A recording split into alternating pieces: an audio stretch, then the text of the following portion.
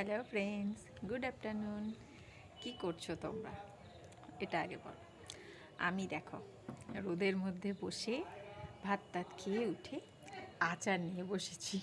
আচার খাবো। রোদের মধ্যে বসে আচার খেতে দুপুরবেলা হেভি লাগে। কালকে একটা মেলায় গেছিলাম, আমাদের এখানে সুভাষ ময়দানে একটা ফুলের মেলা, সেখানে গেছিলাম। সেখান থেকে আচার নিয়ে এসেছি। তো রাতটা যেহেতু আচার খেতে নেই, ওই জন্য রাতটা যা হোক করে রেখে দিয়েছিলাম। দুপুরটা হতেই না হতেই নিয়ে বসে পড়েছি। আমার ভীষণ ভালো লাগে। এটা মিষ্টি আচার নয়, এটা ঝাল আচার। তো এখন আর কথাই বলতে পারছি না, এত মুখে জল এসে যাচ্ছে। তো আমি বসে পড়েছি, রোদ পোয়াবো, বেশ সুন্দর একটা মিষ্টি রোদ, তার মধ্যে ঝালঝাল আচার। উফ, দুপুরটা পুরো জমে কি। আমি কিন্তু আবার একা বসিনি, আমার সাথে আর একজনও বসেছে। তাকে দেব না, কিন্তু সে বসেছে আশায়।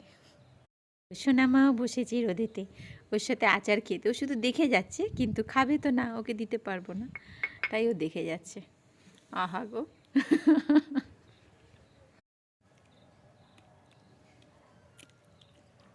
রোদেতে বসে বসে আচার খেতে দারুণ লাগে। কিন্তু তোমরা কারা কারা খেয়েছো জানাও, আর কারা কারা ভালোবাসো আচার খেতে।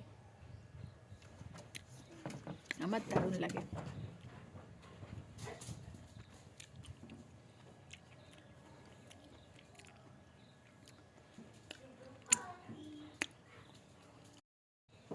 চলো টাটা, অনেক আচার খেলাম, এবার একটু রোদ পুই।